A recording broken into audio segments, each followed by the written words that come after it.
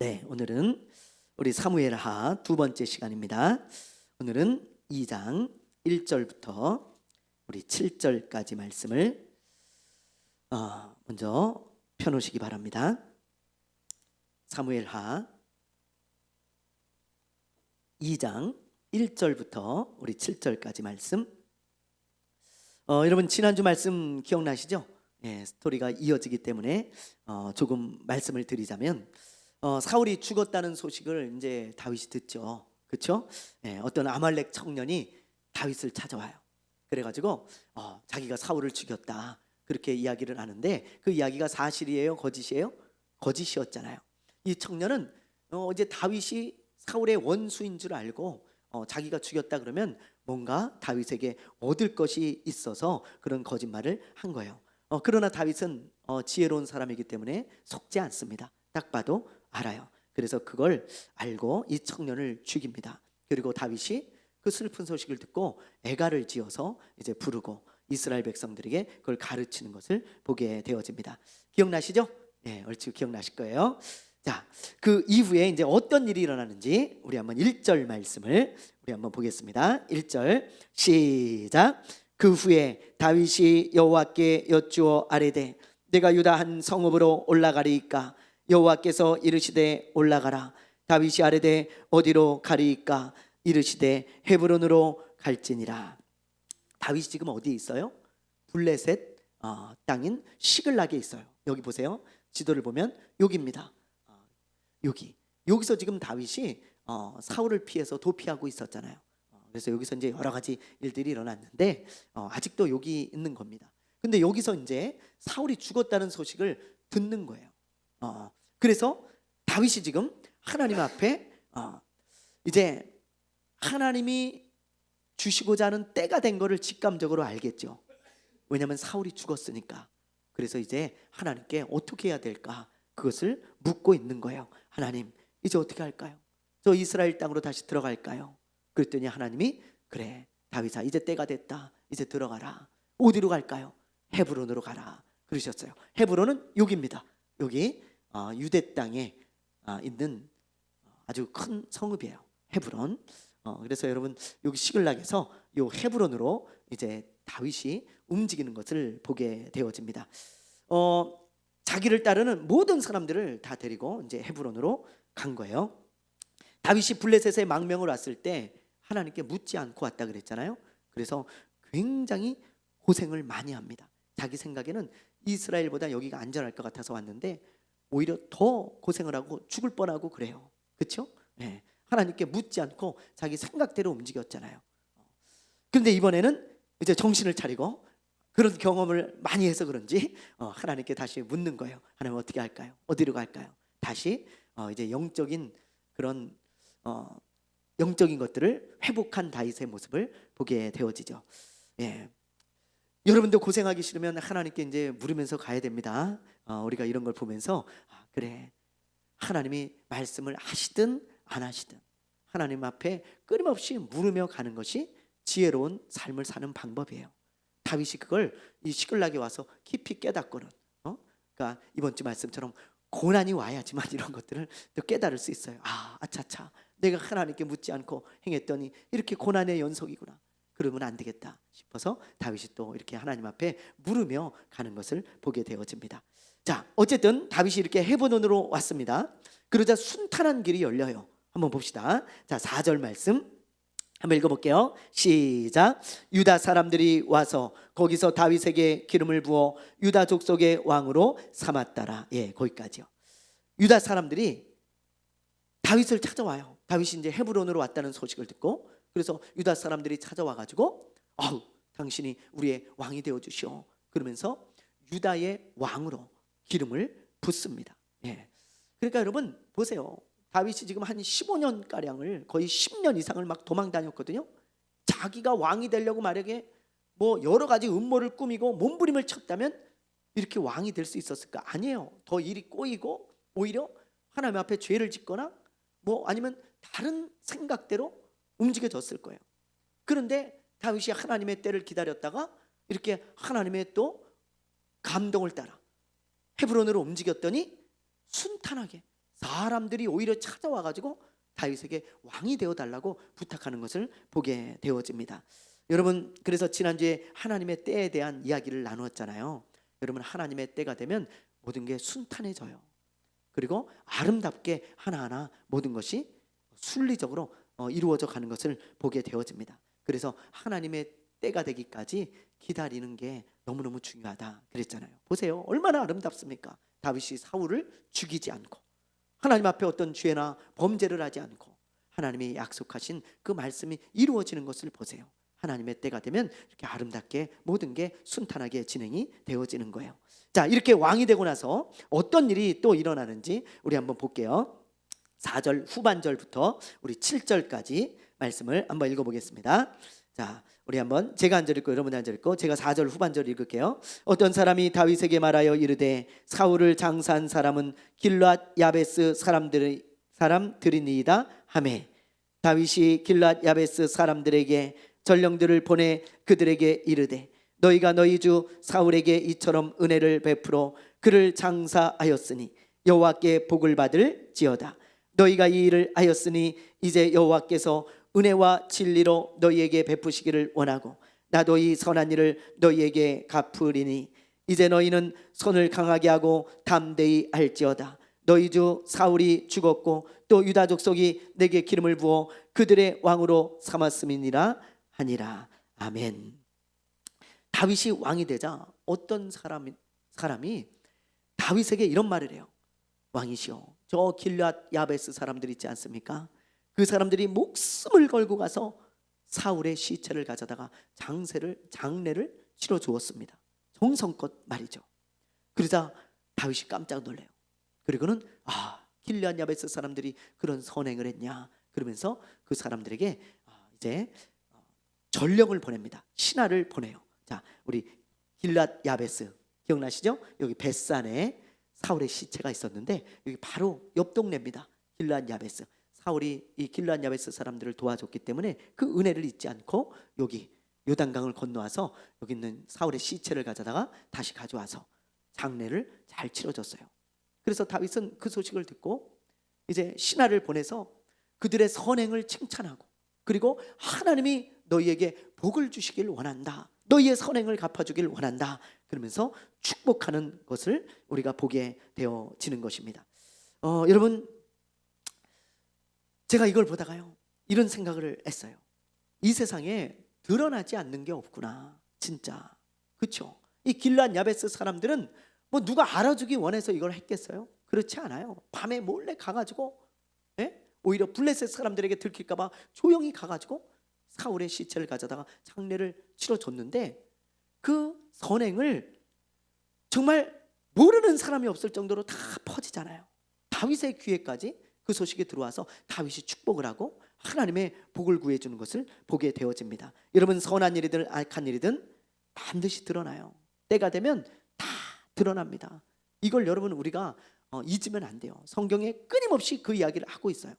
반드시 드러난다. 성경에 보면 그런 예가 많죠. 이방인 중에 최초로 성령을 받았던 고넬료를 보세요. 여러분, 고넬료 하나님의 천사를 보내서 하나님이 이런 말씀을 하시죠. 자, 우리 사도행전 10장 3절에서 4절입니다. 읽어봅니다. 시작.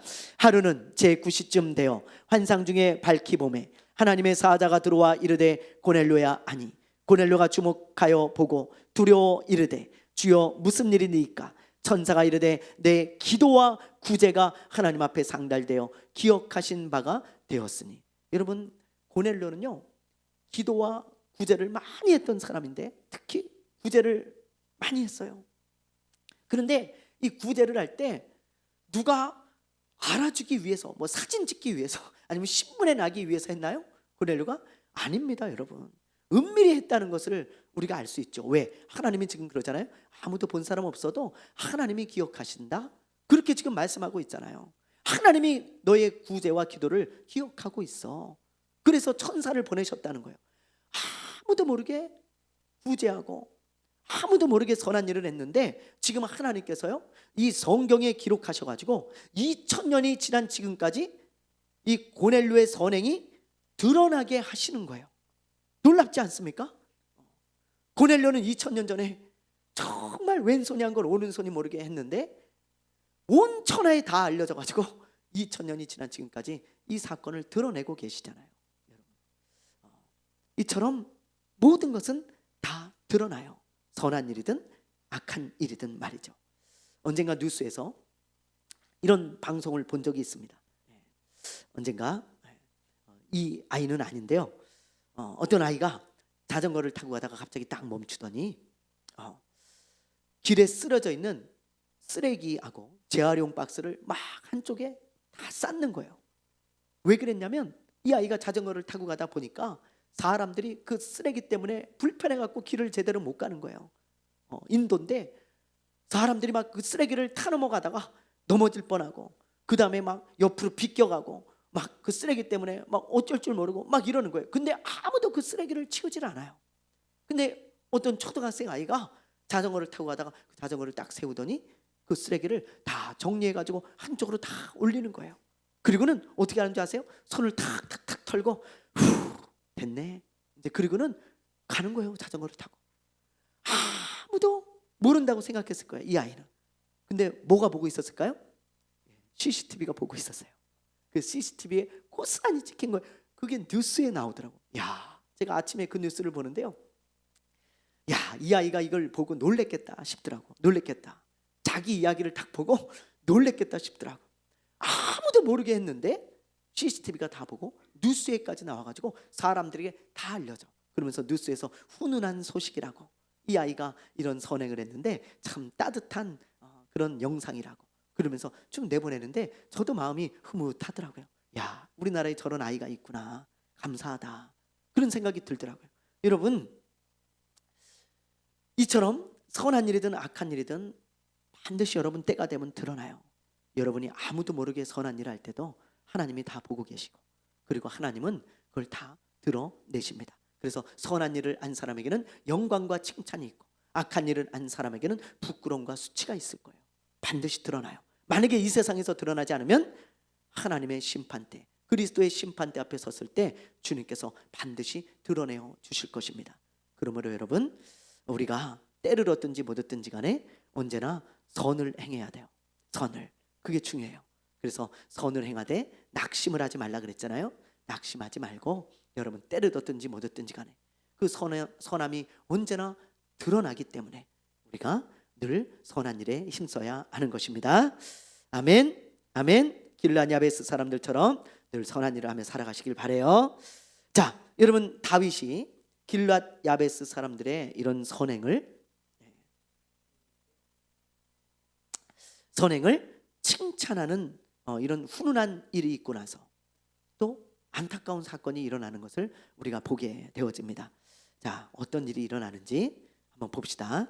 자, 8절에서 9절이에요. 한번 읽어보겠습니다. 시작. 사울의 군사령관 넬의 아들 아브넬이 이미 사울의 아들 이스보셋을 데리고 마하나임으로 건너가 길르앗과 아술과 이스라엘과 에브라임과 베냐민과 온 이스라엘의 왕으로 삼았더라. 여기 보면 사울의 군사령관이었던 아브넬이 사울의 막내 아들인 이스보셋을 데리고 마하나임으로 가서 이스라엘의 왕으로 삼습니다. 자, 유다 지파는 이미 다윗을 왕으로 삼았죠. 자, 여기 지도를 보세요. 마하나임이 여기에요. 요단강 건너편 이쪽에서 이제 터를 잡고, 그리고 아브넬이 이스보셋, 사울의 막내 아들입니다. 마지막 남은 이스보셋을 왕으로 추대를 해요. 그래서 이제 본의 아니게 나라가 나뉘어진 거예요. 이 유다 쪽, 이 남쪽 유다 쪽은 다윗을 왕으로 세웠고, 이제 나머지 지파는 이제 이스보셋이 왕이 된 것입니다. 이렇게 분열하다 보면 뭐가 일어나요, 여러분? 뭐가 일어나? 싸움과 다툼이 일어날 수밖에 없어요. 네. 러시아나 우크라이나도 마찬가지고 이스라엘과 팔레스타인도 마찬가지입니다. 원래 러시아와 우크라이나가 하나였잖아요. 한 나라였는데 갈라졌어요, 다. 그러다 보니까 갈등이 많고 싸움이 잦은 거예요. 이스라엘과 팔레스타인도 마찬가지입니다. 이스라엘과 팔레스타인이 한 땅에 살아요. 한 지역에, 한 땅에 두 나라가 있어요. 그러니 여러분 어떻게 안 싸울 수가 있겠어요? 싸울 수밖에 없는 거예요. 북한과 우리나라가 나누어져 있잖아요. 으르렁대잖아요. 서로 똑같아요. 이스라엘이 이제 나눠지니까 으르렁대기 시작하는 사건이 나타나는 것입니다. 그 첫 번째 사건이 이제 오늘 말씀에 보면 나오는 거예요. 자, 한번 보겠습니다. 12절부터 우리 13절 말씀 한번 읽어볼게요. 12절 13절 시작. 넬의 아들 아브넬과 사울의 아들 이스보셋의 신복들은 마하나임에서 나와 기브온에 이르고 수르야의 아들 요압과 다윗의 신복들도 나와 기브온 목가에서 그들을 만나 함께 앉으니 이는 못 이쪽이요 그는 못 저쪽이라. 자, 이거 보면 이제 여기 마하나임에 자리를 잡고 있는 이스보셋의 세력인 아브넬의 군대가 여기 마하나임에서 출발을 해가지고 기브온으로 와서 진을 쳤다는 거예요. 여기로. 자, 그러면 요압군도 이제 가만히 있을 수 없겠죠. 요압군도 이 헤브론에서 요 기브온으로 올라가서 여기 이제 같이 진을 치게 됩니다. 이제 일촉즉발의 상황이 된 거예요. 이 기브온에 보면 큰 연못이 있었다 그래요.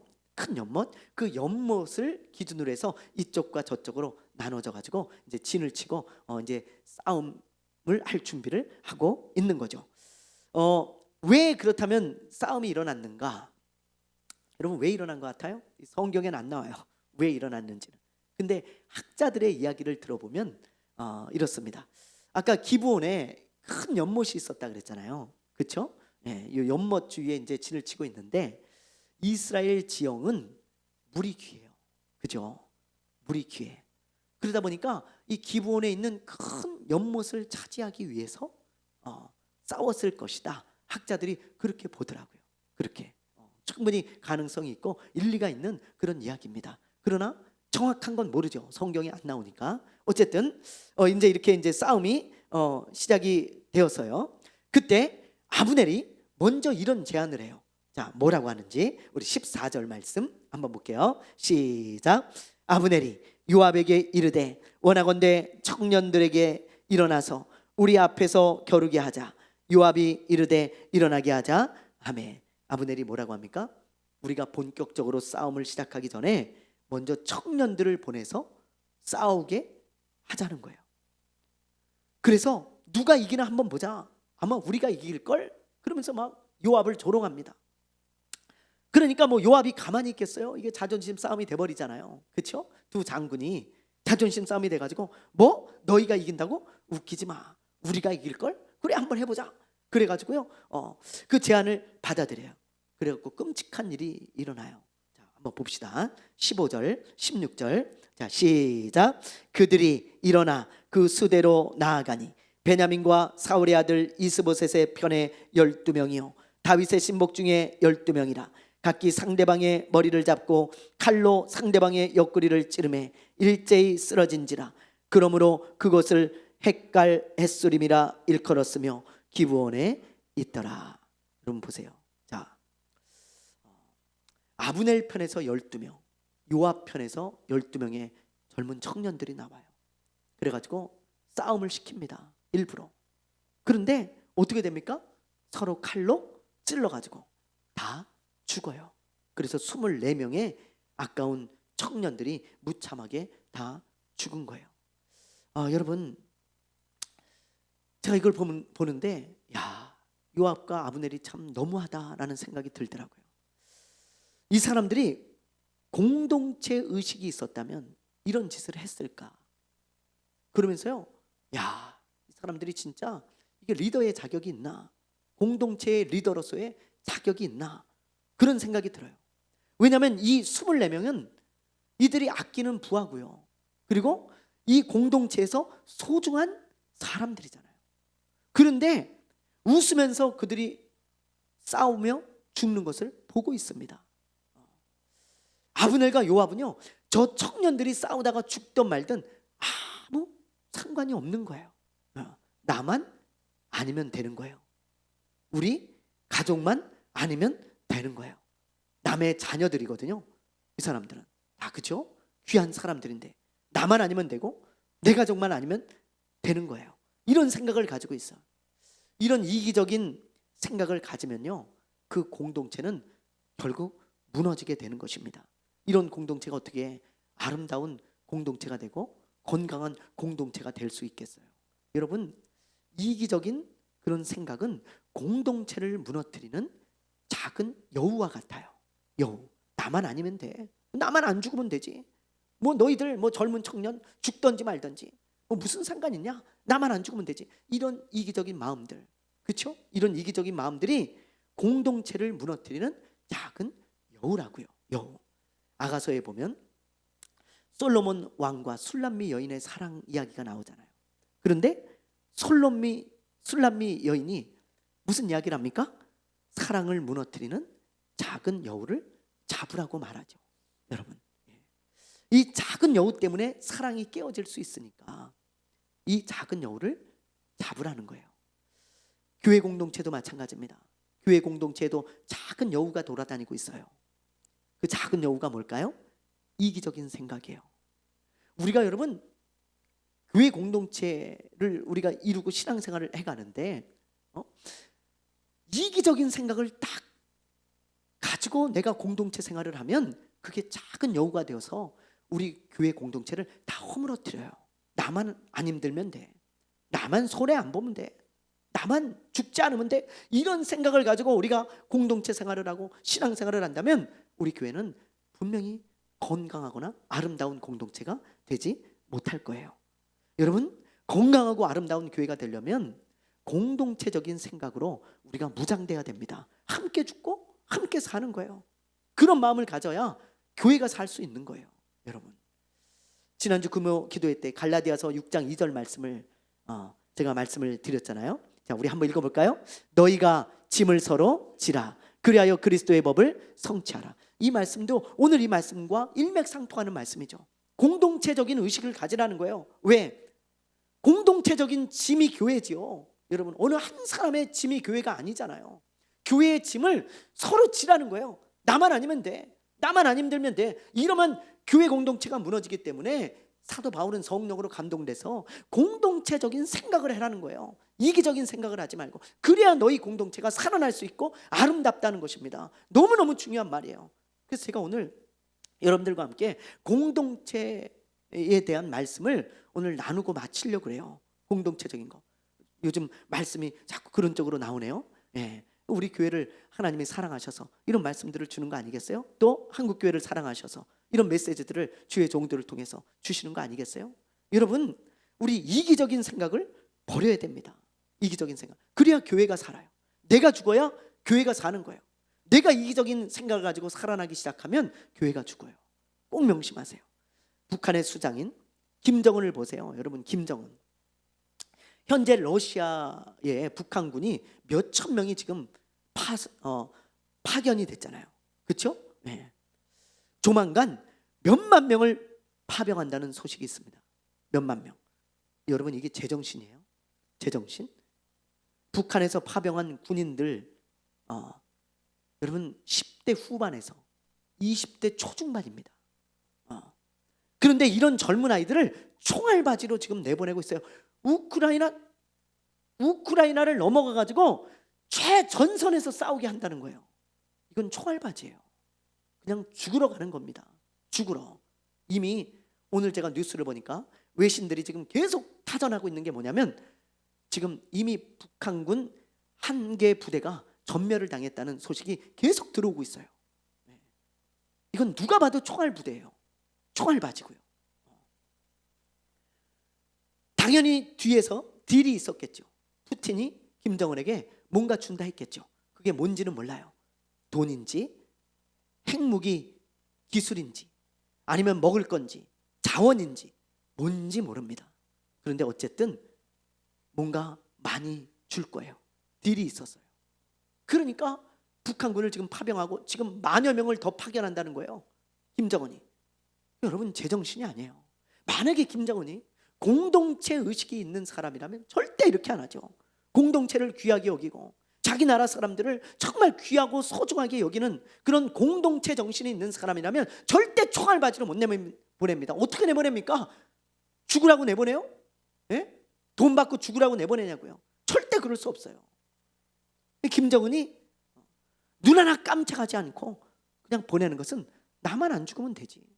우리 가족만 안 죽으면 되지. 뭐 이런 생각이 있는 거예요. 그러니까 여러분, 김주의 그 어린 딸 명품으로 도배를 했잖아요. 명품으로. 와, 명품 도배입니다. 명품. 자기들은 잘 먹고 호의호식해. 근데 이런 젊은이들은 총알바지로 내보내면서 눈 하나 깜짝하지 않아요. 여러분, 실제로 김정은이 이런 이야기를 했다 그래요.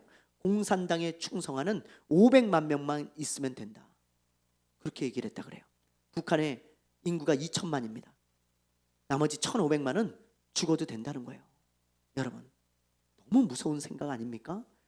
공동체의 리더가 이런 생각을 가지고 있으니 그 공동체가 어떻게 건강하고 아름답게 세워지겠어요? 그러니까 북한이 저 모양 저 꼴인 거예요. 넌 죽어도 돼. 나만 아니면 돼. 이런 생각을 가지고 수장들이, 리더들이 살아가니 그 나라 꼴이 어떻게 되겠냐고. 어떻게? 공동체적인 의식이 없으니. 여러분, 우리가 이런 거를 보면서 깨달아야 돼요. 아, 우리 교회가 이기적인 마음을 가진 사람들이 하나 둘 늘어나는 순간 교회는 무너져요. 여러분, 그러나 공동체 정신을 가지고 있는 사람들이 하나 둘 늘어나는 순간 우리 교회는 살아날 거예요. 여러분, 오늘 이 말씀을 듣는 모든 분들, 제발 교회 공동체 의식을 가지시기 바랍니다. 여러분, 우리는 한 배를 탄 사람들이지 각자 튜브를 타고 항해를 하는 사람들이 아니에요. 꼭 기억하시기를 바랍니다. 자, 그리고 그 다음 구절을 보잖아요. 그러면 건강하고 아름다운 공동체가 되기 위해 어떻게 해야 되는지 또 한 가지 말씀이 나와요. 오늘 이걸 말씀드리고 우리 마칠 건데요. 여러분, 공동체에 대한 말씀, 이 두 가지를 오늘 꼭 마음에 여러분 새기셨으면 좋겠어요. 자, 다음 구절인 우리 18절에서 19절 말씀을 한번 보겠습니다. 자, 시작. 그곳에 수리아의 세 아들 요압과 아비새와 아사엘이 있었는데 아사엘의 발은 둘로르같이 빠르더라. 아사엘이 아브넬을 쫓아 달려가되 좌우로 치우치지 않고 아브넬의 뒤를 쫓으니. 이제 아까 본격적인 싸움에 앞서서 24명의 청년들이 죽었죠. 그리고 이 청년들이 죽자 이제 서로 눈이 뒤집힌 거예요. 죽는 모습을 보니까. 전우들이 죽는 모습을 보면 눈이 뒤집히잖아요. 그래갖고 큰 싸움이 이제 일어났습니다. 전면전이. 근데 어느 쪽이 이겼냐면 요압 쪽이 이겼어요. 요압 쪽이. 그래가지고 아브넬이 이제 도망을 가는 거예요.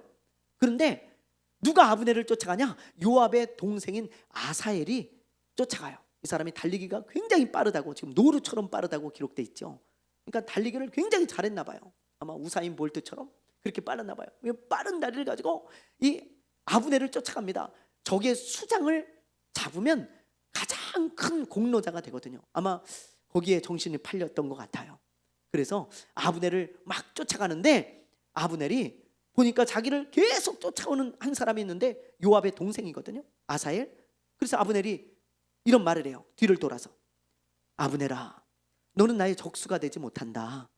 너 나 쫓아오지 마. 그러다 죽어. 내가 너를 죽이면 네 형 요압을 내가 어떻게 보겠냐. 한 나라였을 때는 같이 알던 사이잖아요. 그렇잖아요. 이제 본의 아니게 나라가 나눠진 거고 서로 잘 알고 있어요.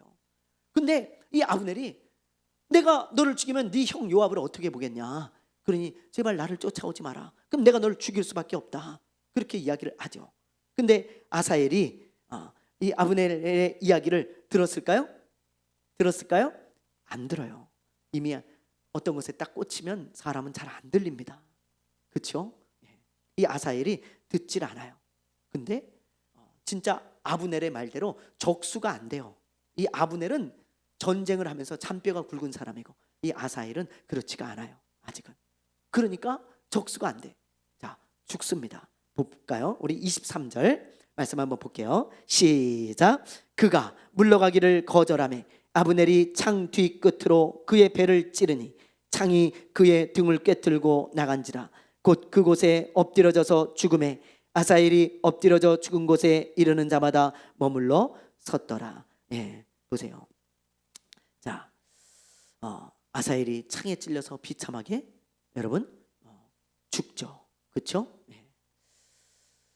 그러자 요압도 자기 이제 동생이 죽는 걸 보고 얼마나 마음이 아프고 오열했겠습니까? 자기 동생이 죽은 거를 딱 발견한 순간 얼마나 여러분 오열하고 마음이 아팠겠어요.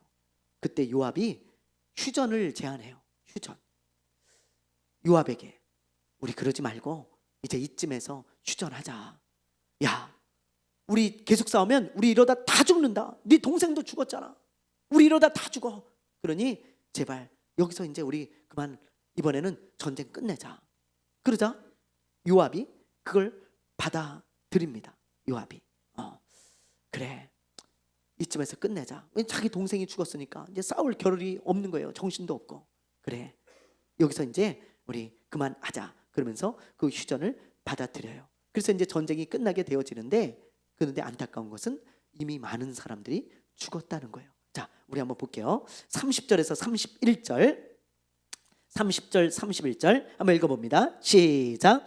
요압이 아브넬 쫓기를 그치고 돌아와 무리를 다 모으니 다윗의 신복 중에 19명과 아사엘이 없어졌으나 다윗의 신복들이 베냐민과 아브넬에게 속한 자들을 쳐서 360명을 죽였더라. 네, 보세요.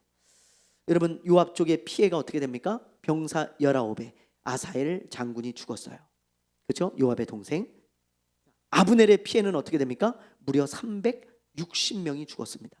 그러니까 여러분, 도합 먼저 싸운 그 청년 24명, 그리고 양쪽에서 죽은 사람 아사엘을 포함해서 380명, 무려 400여 명이 죽은 거예요. 같은 민족끼리 싸워가지고 400여 명이 죽었습니다. 여러분, 이렇게 같은 민족끼리 싸우다 많은 사람이 죽으면 누가 승리자예요? 누가 승리자예요? 아무도 승리자가 없어요. 여러분 잘 알고 계시네요. 아무도 승리자가 없습니다. 요압 쪽이 조금 죽었으니까 이긴 걸까요? 아니에요, 여러분. 얼마 전까지만 해도 북이스라엘과 남유다는 같이 싸우고 같이 협력하고 블레셋을 몰아내고 같이 먹고 마시고 같이 왕래하고, 그 중에 친구들도 있고 지인도 있고 친척도 있고 한 다리 건너 하나씩 다 아는 사람들이에요. 장정이 60만 명 정도밖에 안 됐으니까 여러분 얼마나 다들 한 다리 건너 하나씩 다 알겠습니까? 다 아는 사람들이에요. 그럴 거예요 아마. 네? 여러분, 이런 사람들이 서로 죽이고 죽었으니 누가 승자예요? 누가? 둘 다 패배자입니다. 아마 각자 집으로 돌아가서 아마 목소리 높여 울었을 거예요. 자기 친구들이 죽고 지인들이 죽고 동족끼리 그렇게 싸워가지고 다 죽었는데 어찌 울지 않았겠어요? 그러므로 여러분, 건강한 공동체가 되려면 아군끼리 총을 겨누면 안 돼요. 아군끼리 싸우는 것은 가장 미련한 짓이고 마귀가 가장 좋아하는 짓이라는 것을 알아야 됩니다. 예? 건강한 공동체가 되려면 아군끼리 싸움을 멈추고 적군에게 총뿌리를 들이대야죠. 우리의 적은 악한 마귀와 악한 영들입니다. 그리고 죄예요, 죄. 우리가 싸워야 될 대상은 악한 영들 그리고 죄지. 우리 교회 공동체나 같은 교회가 아니에요. 저 옆에 교회가 아닙니다. 우리가 싸워야 될 사람은 우리와 생각이 다른 교회나 우리와 신학이 조금 다른 교회가 아니에요. 여러분, 우리가 이걸 잘 식별해야 돼. PR을. 이 사람이 아군인지 적군인지 그걸 잘 구분하고 싸워야지. 그것도 모르는데 어떻게 여러분 건강한 공동체가 될 수가 있겠어요?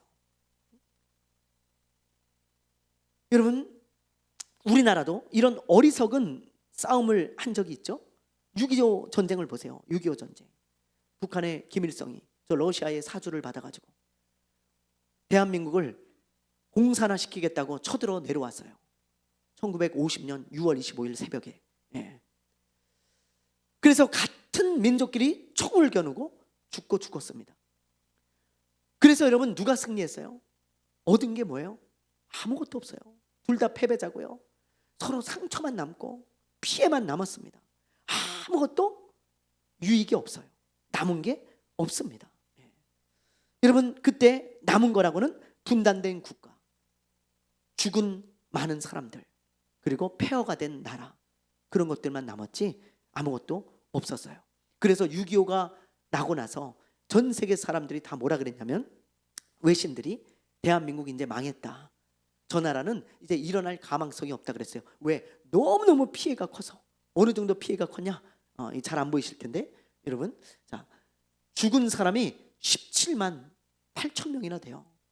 이때 전쟁에서 부상당한 사람은 총 55만 명입니다. 우리나라 사람과 유엔군을 포함해서 실종된 사람 4만 1천여 명이에요. 그러니까 여러분, 우리나라만 이래요. 북한 보세요. 북한 죽은 사람이 63만 명이고요. 그리고 부상자는 34만 명이고, 그리고 실종자만 14만 9천 명이에요. 이게 군인들만 헤아린 숫자예요. 그러니까 젊은 사람들을 말하는 거예요. 젊은 사람들. 민간인 피해는요, 보세요. 죽은 사람만 우리나라 사람 민간인 37만 명, 그죠? 부상 22만 명, 납치, 행방불명 38만 명, 그렇게 되고요. 북한 보세요. 150만 명 정도가 사망이나 부상자예요.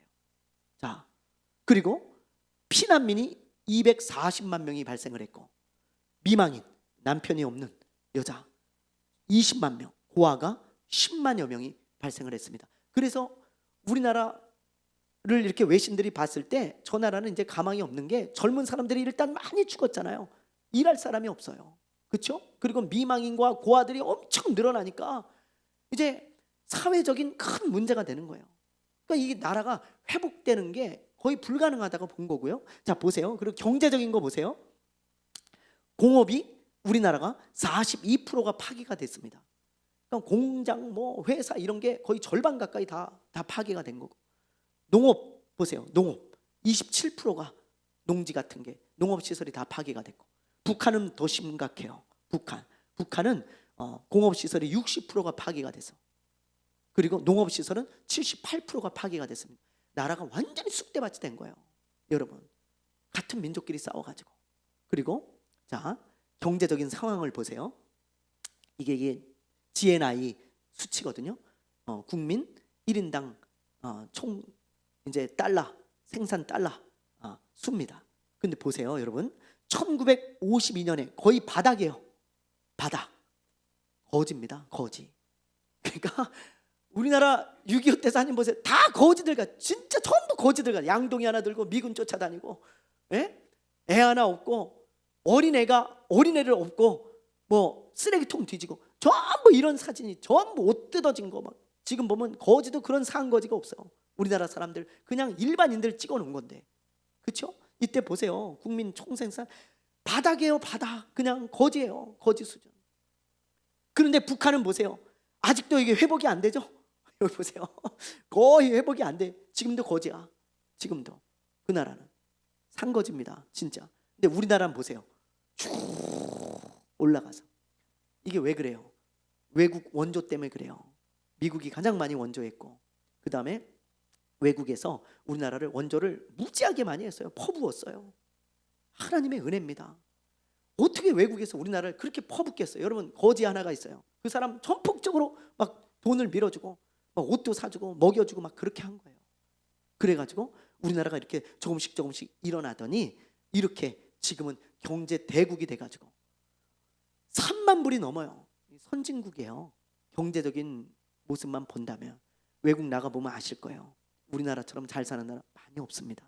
정말로. 그러니까 여러분, 선진국이에요. 우리나라는 경제적인 수준으로 본다면. 하나님의 놀라운 은혜죠. 근데 이런 생각을 해봐요. 여러분, 만약에 우리나라가 이렇게 싸우지 않았더라면, 같이 총뿌리를 겨누지 않았더라면, 반쪽만 가지고도 이렇게 경제 대국이 됐는데, 저 북한의 자원, 저 인적 자원, 물적 자원, 북한의 자원이 엄청나잖아요. 그렇죠? 저런 자원과 함께 우리나라가 통일됐더라면 우리나라 진짜 세계 제일 가는 그런 나라가 됐을 거예요. 이때 싸우지 않았고, 그죠?